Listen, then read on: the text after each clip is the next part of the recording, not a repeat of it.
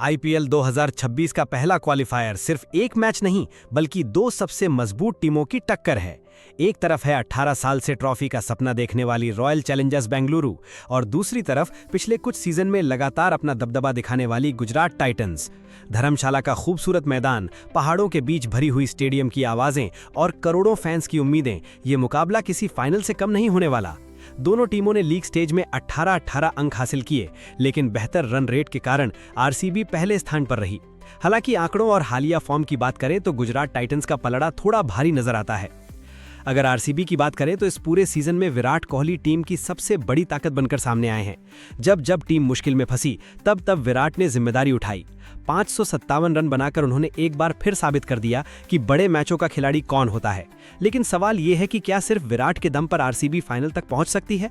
पिछले कुछ मैचों में टीम की बल्लेबाजी काफी हद तक कोहली पर निर्भर नजर आई है।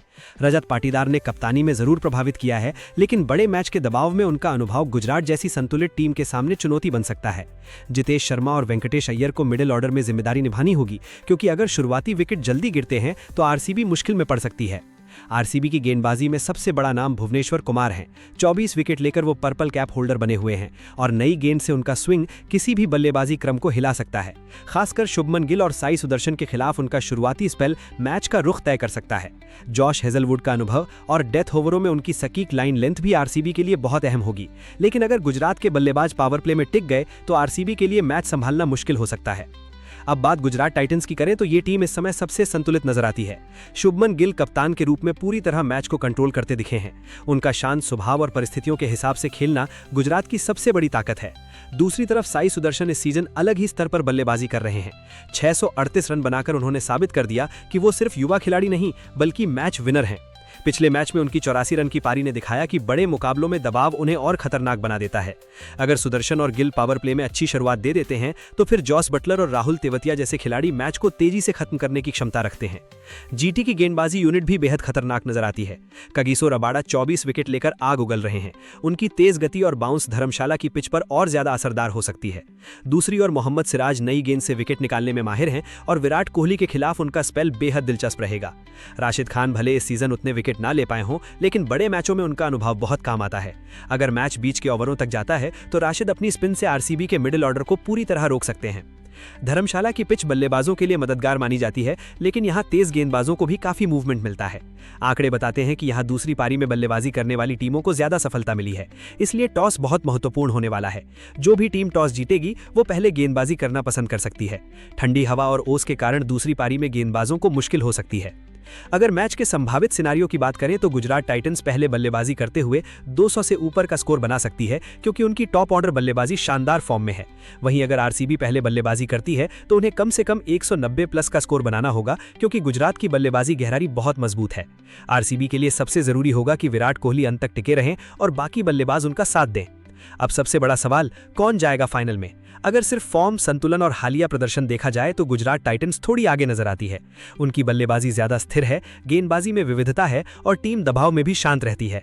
लेकिन दूसरी तरफ आरसीबी के पास विराट कोहली जैसा खिलाड़ी है जो अकेले मैच का रुख बदल सकता है।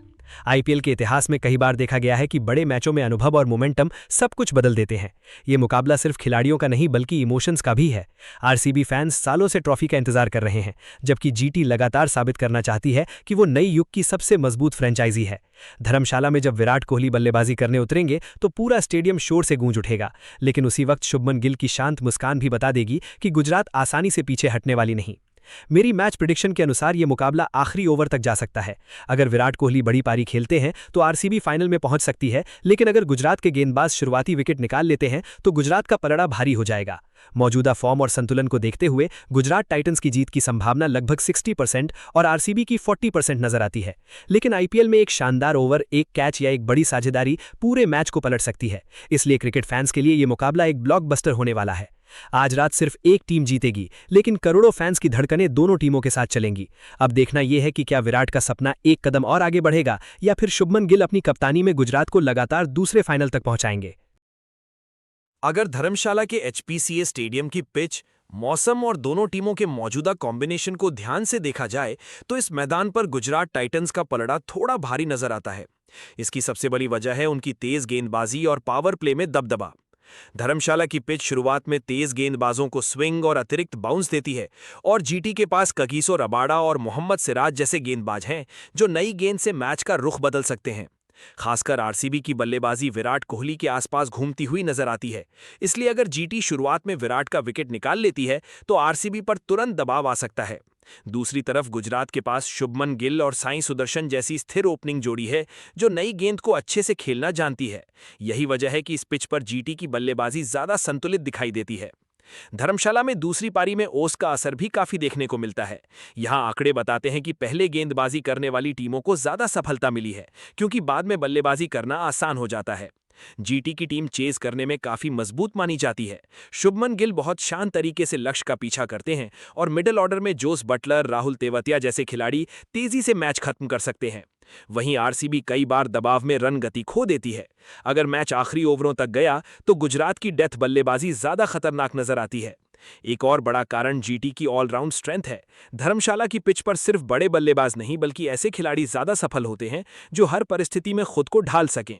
गुजरात के पास जेसन होल्डर, राशिद खान और राहुल तेवतिया जैसे खिलाड़ी हैं जो बल्लेबाजी, गेंदबाजी और फील्डिंग तीनों में योगदान देते हैं।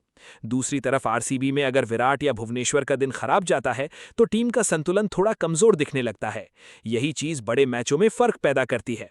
हालांकि इसका मतलब ये बिल्कुल नहीं कि आरसीबी कमजोर है। अगर विराट कोहली पावर प्ले में सेट हो जाते हैं और भुवनेश्वर कुमार नई गेंद से शुरुआती विकेट निकाल लेते हैं तो मैच पूरी तरह पलट सकता है। धर्मशाला की तेज आउटफील्ड और छोटी बाउंड्री विराट जैसे बल्लेबाज के लिए काफी मददगार साबित हो सकती है। लेकिन कुल मिलाकर पिच रिपोर्ट, हालिया फॉर्म, गेंदबाजी अटैक और बल्लेबाजी गहराई को देखते हुए इस मैदान पर गुजरात टाइटंस की जीत की संभावना थोड़ी ज्यादा दिखाई देती है। मेरे हिसाब से अगर मैच सामान्य परिस्थितियों में खेला जाता है तो धर्मशाला की पिच गुजरात को लगभग 60-65% बढ़त देती है, जबकि आरसीबी के जीतने के लिए विराट कोहली की बड़ी पारी और भुवनेश्वर हेजलवुड की शुरुआती गेंदबाजी बेहद जरूरी होगी। इसलिए ग्राउंड और पिच के अनुसार देखा जाए तो गुजरात टाइटंस इस मुकाबले में हल्की फेवरेट नजर आती है। आज का सबसे बड़ा सवाल, आरसीबी वर्सेस जीटी क्वालिफायर 1। क्या विराट कोहली आरसीबी को फाइनल में पहुंचा पाएंगे या शुभमन गिल की कप्तानी फिर साबित करेगी जीटी को सबसे खतरनाक टीम? धर्मशाला की पिच पर कौन करेगा राज, बल्लेबाज या तेज गेंदबाज? क्या भुवनेश्वर कुमार पावर प्ले में जीटी को झटका देंगे? कुल मिलाकर देखा जाए तो आईपीएल 2026 का ये क्वालिफायर 1 मुकाबला पूरी तरह हाई वोल्टेज होने वाला है। एक तरफ विराट कोहली की अनुभवी आरसीबी है जो सालों बाद ट्रॉफी के बेहद करीब नजर आ रही है, तो दूसरी तरफ शुभमन गिल की युवा और बैलेंस्ड जीटी टीम है जिसने पूरे सीजन शानदार कंसिस्टेंसी दिखाई है। धर्मशाला की पिच, तेज गेंदबाजों की मदद और दोनों टीमों की करंट फॉर्म को देखते हुए गुजरात टाइटंस थोड़ा आगे नजर आती है। लेकिन अगर विराट कोहली बड़ा नॉक खेल गए या भुवनेश्वर कुमार में शुरुआती विकेट निकाल लिए तो मैच पूरी तरह पलट सकता है। अब देखना यह होगा कि क्या आरसीबी अपना सपना जिंदा रखेगी या जीटी एक और फाइनल में जगह बनाकर अपना दबदबा कायम रखेगी। नीचे आप किस टीम को सपोर्ट कर रहे हो, आरसीबी या जीटी? कमेंट करके अपनी प्रेडिक्शन जरूर बताना। ऐसी ही IPL updates, match analysis, live reactions और क्रिकेट कंटेंट के लिए अभी चैनल को सब्सक्राइब कर लो। बेल आइकन जरूर दबाना ताकि कोई भी अपडेट मिस ना हो। वीडियो पसंद आए तो लाइक और दोस्तों के साथ शेयर जरूर करना। या साई सुदर्शन फिर खेलेंगे मैच विनिंग पारी? क्या आज आरसीबी का 18 साल पुराना सपना एक कदम और करीब जाएगा या जीटी लगातार एक और फाइनल में जगह बना लेगी? इस मैच का असली गेम चेंजर कौन होगा? अगर टॉस जीता तो पहले बल्लेबाजी या गेंदबाजी? कौन बनेगा आज का हीरो, विराट, गिल, रबाडा या भुवी? अपने जवाब कमेंट में जरूर बताओ।